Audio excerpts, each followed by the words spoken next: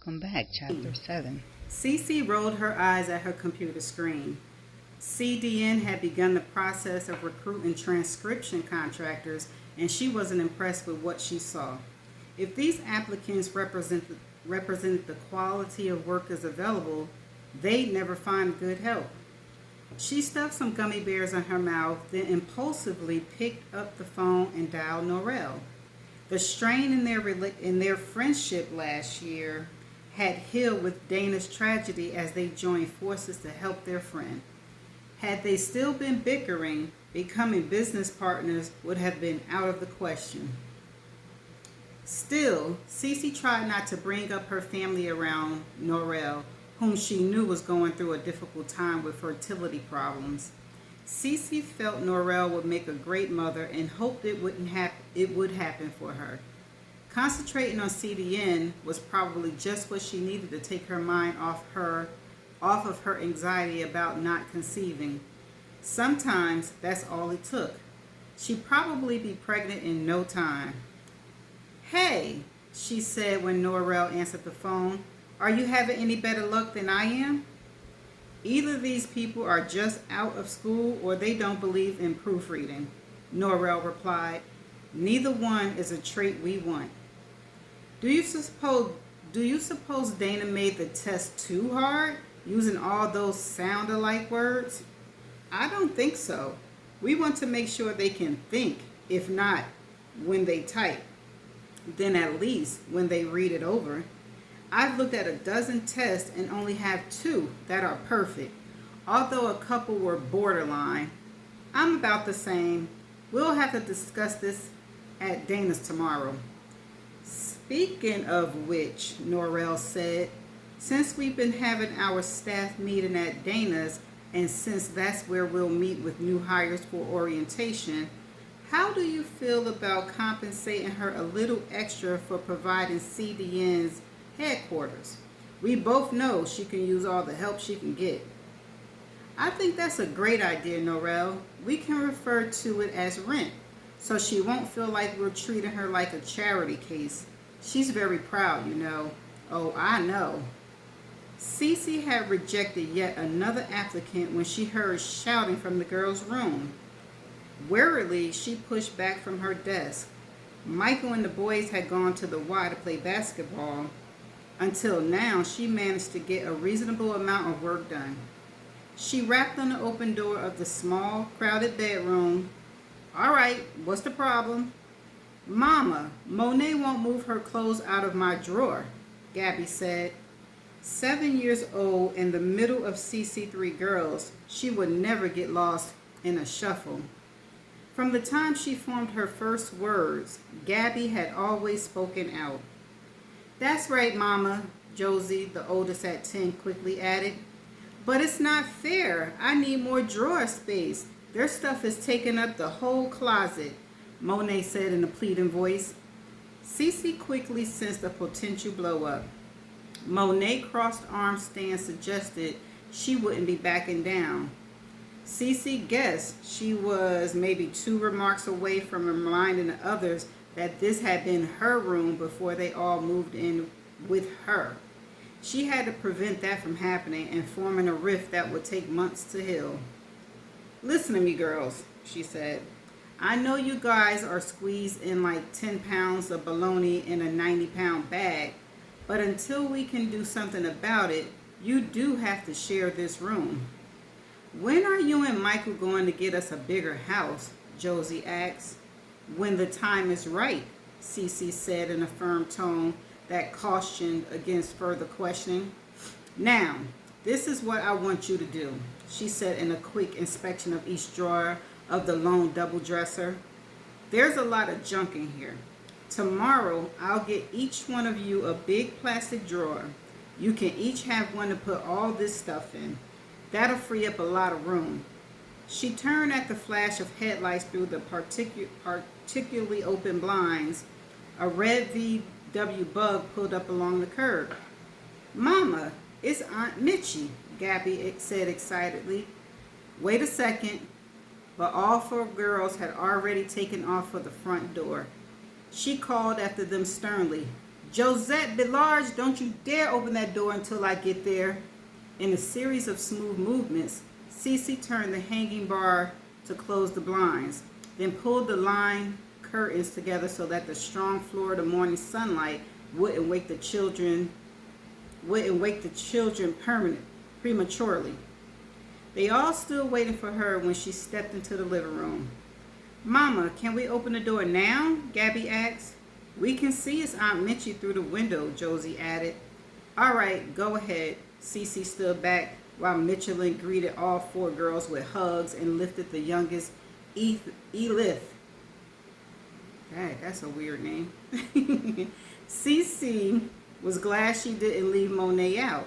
Her stepdaughter's round face beamed as her new auntie pinched her cheeks and told her how pretty she was. But then again, if there was one thing Michelin knew how to do, it was to be charming. Michelin walked over to Cece, still carrying 4-year-old Elif, who gazed at her aunt with awe. "Hi, sis," she said, pressing her cheek against Cece and kissing the air. "Hey, what brings you over this way?" "I had dinner with some people at that Cuban restaurant near here. It turned out to be a bust, so I made an excuse and got out of there. I figured I'd stop in and say hello before I went back to my hotel." "You all ready to move?" "All set. I'm flying to West Palm tomorrow afternoon. I've got a van reserved to drive back. Daddy's going to help me load a few things. I'll be back in Jacksonville early Saturday afternoon. Do you think Michael and the boys can help me get my stuff up the stairs at Dana's? It'll only take about half an hour." "I'm sure they can." Cece looked at her sister thoughtfully. "Mitchie," that's what I'm going to start saying. "Mitchie, I hope you're going to be a responsible tenant. Dana is counting on it." Mitchie bent and put Elif down. Josie, Monet, and Gabby hovered nearby. "Hey kids, why don't you go back to what you were doing? And I'll be in to see you in a minute, okay?" She waited a moment while the children departed, then turned back to Cece. "Don't worry," she said coldly. "I'm not going to embarrass you." "I'm not so much worried about being embarrassed as I am about Dana's finances getting messed up because Jones, New York, is having a sale." Mitchie met Cece's cool stare. "I told Mama not to tell you about that. She was worried you'd be evicted. That was a long time ago. I'm expecting a large bonus very soon. I can go on a shopping spree and still pay my rent." Something about the smug way Mitchie raised her chin made Cece suspicious about the origin of the bonus she bragged about. It came to her suddenly. That was a lie about being laid off, wasn't it? "No, it wasn't. I did get laid off. I just worked out a more favorable separation package than your average ex-employee." "I can just imagine," Cece remarked, her voice dry as hay. Mitchie's smile faded. She spun around gracefully and walked off in the direction of the girls' room. Cece decided to go back to work. She was engrossed in another applicant's test when she heard approaching footsteps behind her. "There you are," Mitchie said cheerily. She glanced around at the work area and the family photos on the wall. "Isn't this cute?" Cece could tell she didn't mean it and was just being facetious. Her jaw grew rigid. Only her promise to her mother and the nearby presence of her children made her keep her temper in check. "Mama does her sewing here," Josie volunteered. "And her transcriptions too," Monet added. "Getting ready to go?" Cece asked, hoping her bright tone covered up how badly she wanted Mitchie to leave. "Yeah, time to head on back to the hotel."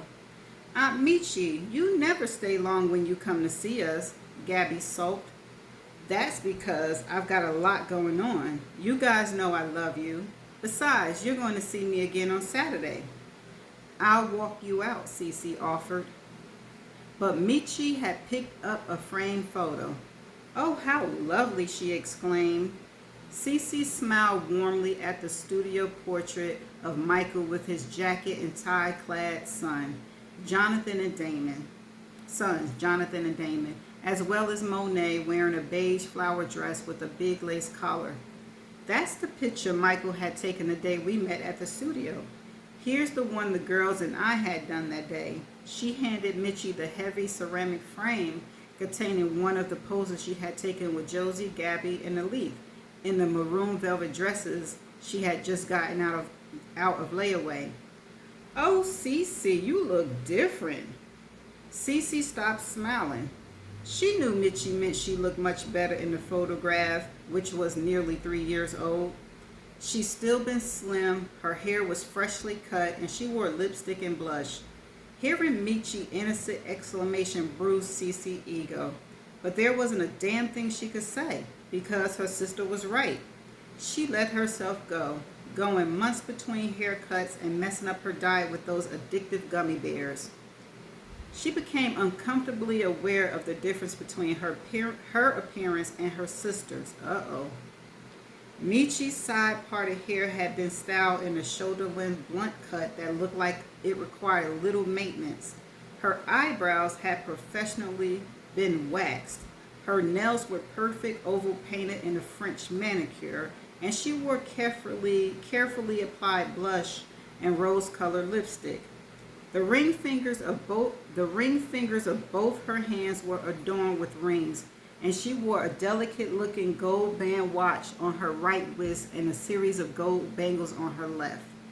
Cece, on the other hand, wore her work uniform of t-shirt and sweatpants, which only made her more conscious of the 25 extra pounds she still carried. She wore simple gold ball earrings, the kind babies and very little girls wore when their ears were first pierced, and she had a plain Timex with a brown leather band. The only good thing that could be said about her nails was that no dirt lodged under them. She wore her curly jet black hair short, but the flattering style she originally had it cut in had long since grown out into a shapeless mass. Seeing Mitchie made her realize how badly she needed to get to the salon for a cut. "I think that's so sweet that you two met when waiting to have your pictures taken," Mitchie went on, not noticing Cece's lack of reaction to her previous remark. "Yes," Cece said, brightening at the memory. "I had just left Lewis maybe 3 months before. I wanted to get a portrait done of the girls and me while they were still small and so adorable. So I bought all of us those beautiful velvet dresses. The photographer was on schedule, so Michael and I didn't really get a chance to talk, other than telling each other how nice we looked. Michael told me afterward that he asked the receptionist to schedule him to see his kids' proof at the same time I was coming in to see mine. He got there early, so he'd be sure to see me. That was when we started to talk, and one thing led to another. It just goes to show you can meet a man of your dreams anywhere." Cece looked at Mitchie curiously. Had she imagined it, or had she caught a note of wistfulness in her sister's voice? She was closer to 30 than 20. Had she begun to have urges to settle down? Mitchie carefully placed the photographs back on the top of Cece's desk. "You've got a nice family, sis." Together they walked towards the front door. "I'm sure you'll have the same once you settle down," Cece said.